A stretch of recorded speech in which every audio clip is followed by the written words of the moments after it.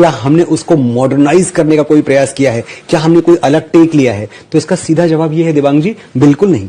जो रामायण लोगों ने सुनी है, पढ़ी है, देखी है, एग्जैक्टली वही रामायण है, कुछ भी अलग नहीं। इस मूवी के डायरेक्टर ने सोचा होगा कि क्यों ना मैं Harry Potter, game of thrones, Thor और प्लैनेट ऑफ द एप्स को मिला के एक मूवी बनाऊं और उसका नाम रख दूंगा आदि पुरुष। इसका प्रचार करूंगा रामायण के नाम पे और एंड में जब फंस जाऊंगा, जब लोग मेरी गलती पकड़ लेंगे तो बोल दूंगा। जब हम आदि पुरुष बना रहे हैं तो पहली बात तो 2-3 चीजें मैं एकदम स्पष्ट कर दूं, मैंने पहले भी कही है और अभी स्पष्ट कर देता हूं। हमने रामायण नहीं बनाई है, हम रामायण से प्रेरित हैं। तो आइए बात करते हैं इस मूवी के बारे में, जिसके अंदर श्री राम को एकदम कमजोर दिखाया गया, हनुमान को बेवकूफ दिखाया गया है और सीता माता को मॉडल बना दिया गया है।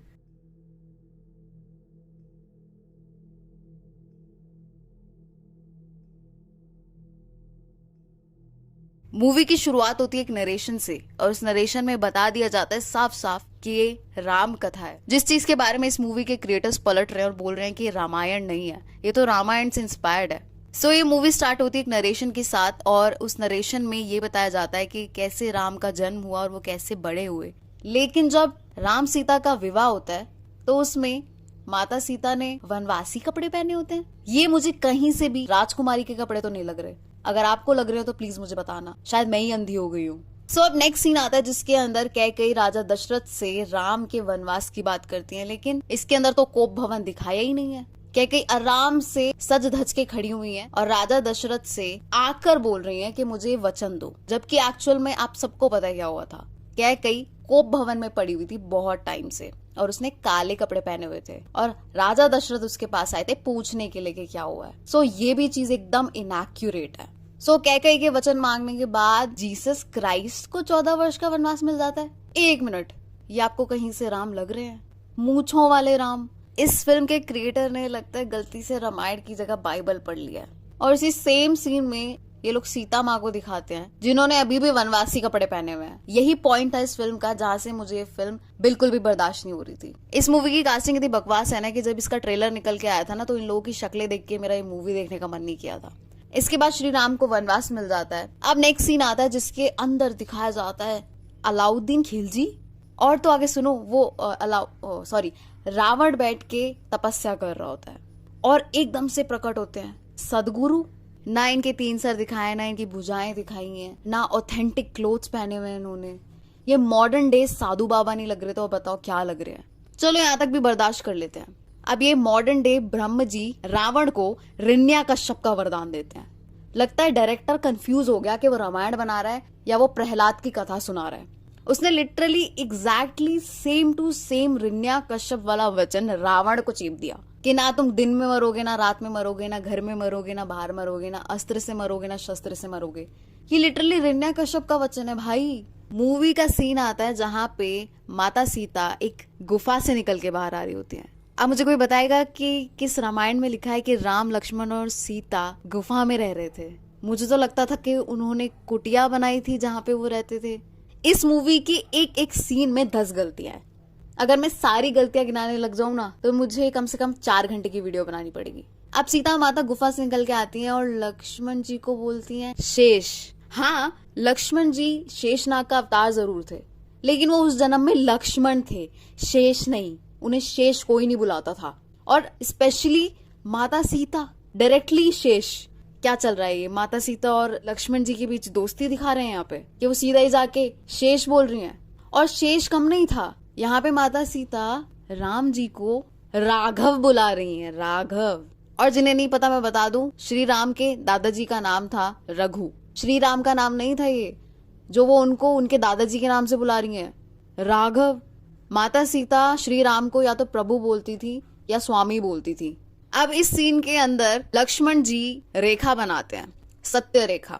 अब उस सत्य रेखा को बनाने के बाद ही एकदम से हैरी पॉटर के दम पिशाच टूट पड़ते हैं उस गुफा की तरफ। और सिर्फ दम पिशाच नहीं आते, डेथ ईटर्स भी आते हैं, डिमेंटर्स एंड डेथ ईटर्स। जिन्होंने हैरी पॉटर देखी होगी वो समझ गए होंगे मैं किसकी बात कर रही हूँ। आप खुद सोचो हैरी पॉटर मूवी कब आई थी, तब उनके वीएफएक्स इतने तगड़े थे। और ये लोग 600 करोड़ की मूवी बना रहे हैं सो कॉल्ड, और उसमें इतने नकली वाहियात सस्ता वर्जन ऑफ दम पिशाच दिखा रहे हैं। भाई इस मूवी में जो लंका दिखाई है ना, मुझे आज तक लगता था कि सोना गोल्ड होता है, बट इन लोगों ने मेरी आंखें खोल दी। मुझे अब जाके पता चला कि सोना तो ब्लैक होता है। सोने की लंका से ज्यादा कोयले की लंका लग रही है, और कंप्लीटली कॉपीड है ये थॉर से। थॉर का Asgard exactly same to same copy कर दिया है। अब समझ में आया है कि इन्होंने इसको सोने की क्यों नहीं बनाया, वरना ये लंका कम और एसगार्ड ज्यादा लग रही होती। ये अभी भी एसगार्ड ही लग रही है, बट जली हुई। रावण बैठ के शिव जी की आराधना कर रहा होता है, सितार को इलेक्ट्रिक गिटार की तरह बजाते हुए। अब गाना खत्म होने के बाद शूर्पणखा आती है, अपनी नाक दिखाती है, लेकिन शूर्पणखा की नाक पे एक स्क्रैच क्यों पड़ा होता है? मेरे ख्याल से तो लक्ष्मण जी ने शूर्पणखा की नाक अच्छे से काटी थी, और कई जगह पे मेंशन है कि कान भी काट दिए थे साथ में। लेकिन इस मूवी में तो शूर्पणखा की नाक पे सिर्फ एक छोटा सा स्क्रैच आया हुआ है। अब शूर्पणखा की बातों में आके रावण माता सीता को लेने जाता है, और वो माता सीता को श्री राम के सामने लेके जा रहा होता है, और श्री राम खड़े होके देख रहे होते हैं। इस मूवी में वो माता सीता को एकदम एक भूत की तरह बांध बूंद के लेके जा रहा है, उल्टा करके, और माता सीता बेहोश है। और वो किसी वाहन पे नहीं आया है, वो गेम ऑफ थ्रोन्स के ड्रैगन के नकली वर्जन पे बैठ के आया है, जो कि एक चमगादड़ है, बट उसके पंख ड्रैगन जैसे हैं। अब आप ही नाम रख लो इस क्रिएचर का, क्या रखना चाहते हो। अब जटायु आता है, उसके पीछे ही अपने और चमगादड़ छोड़ देता है।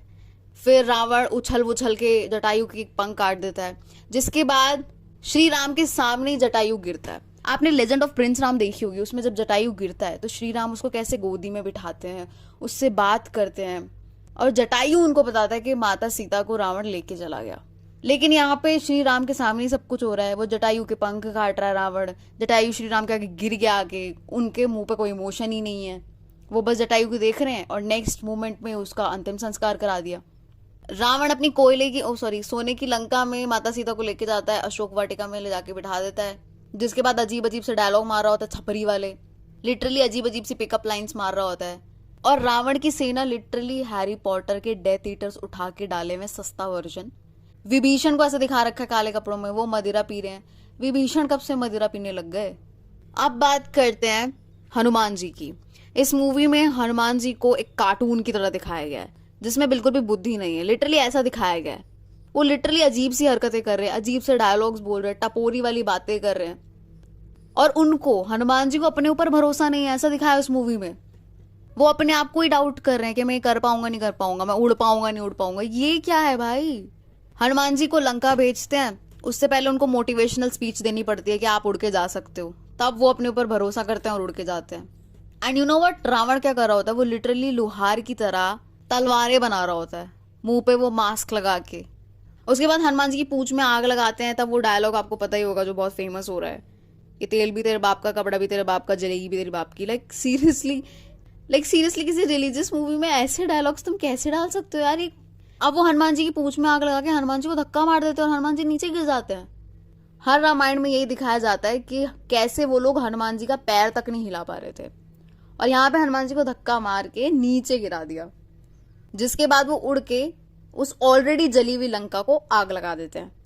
और लिटरली जहां पे हनुमान जी को लाया जाता है ना रावण के सामने, वो जगह लिटरली एक फैक्ट्री लग रही होती है, जैसे कि रावण अपना कोई कारोबार चला रहा है। वहां पे इतने सारे ऐसे सामान रखे होते हैं फैक्ट्री की तरह, नाव रखी हुई है, लिटरली एक फैक्ट्री लग रही होती है पुराने जमाने की।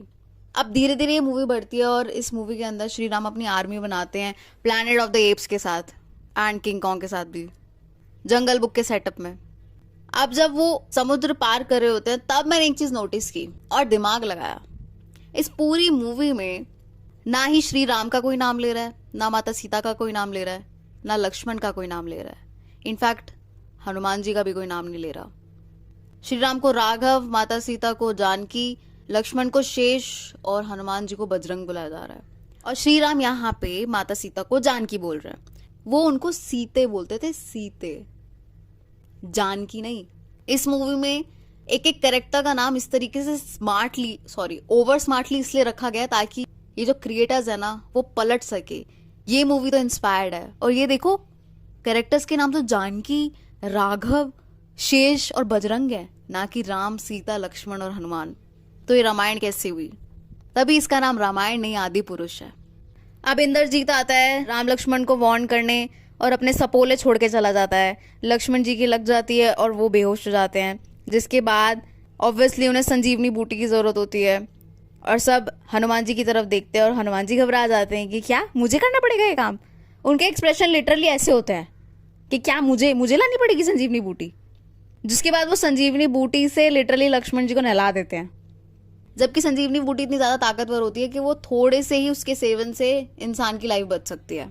अब बैटल स्टार्ट होने वाली होती है और बैटल के स्टार्ट होने से पहले ही विभीषण श्री राम को ये बता देता है कि कैसे इंद्रजीत और कुंभ रावण के दाएं और बाएं हाथ है और इंद्रजीत को मारना है तो वो स्वर्ण पानी में नहाता है, तब उसको पानी के अंदर ही मारना पड़ेगा आपको।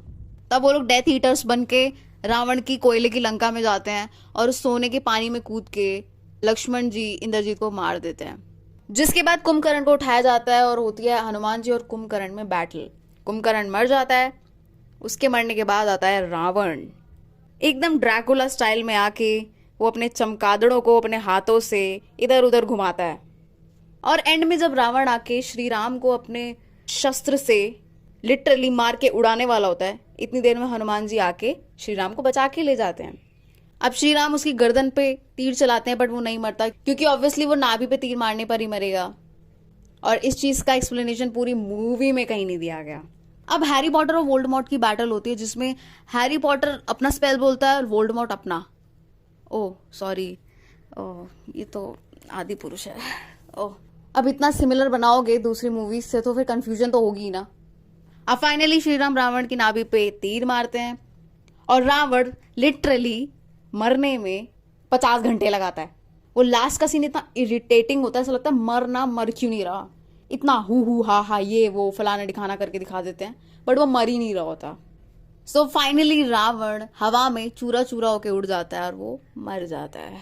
सो या that's it for today. Hopefully आपको आज की वीडियो पसंद आई होगी। ये मेरा पहला रिव्यू था। लिटरली मैंने इससे पहले कभी कोई रिव्यू नहीं दिया और मैं अब एक एक चीज का रिव्यू नहीं दे सकती थी क्योंकि आपको पता है मूवी बहुत लंबी है और मुझे मूवी देखनी पड़ गई क्योंकि मुझे रिव्यू देना था। जब इसका ट्रेलर आया था और मैंने देखा था कि राम और सीता ये हैं, तभी से मैंने मन बना लिया था कि मैं इस मूवी को कभी नहीं देखूंगी बट मुझे मजबूरी में देखना पड़ गया। तो अगर आपको मेरा ये रिव्यू थोड़ा बहुत भी पसंद आया तो प्लीज मेरे इस चैनल को सब्सक्राइब कीजिए, इस वीडियो को लाइक कीजिए, शेयर कीजिए और कमेंट करना तो बिल्कुल भी मत भूलिएगा। मैं कोशिश करूंगी कि मैं ऐसी नई नई वीडियोस लेके आऊं, सिर्फ कहानियां ना सुनाऊं क्राइम की, क्योंकि थोड़ा सा डिप्रेसिंग हो जाता है ना। सो या मिलते हैं हमारी नेक्स्ट वीडियो में। Till then thank you so much and bye bye.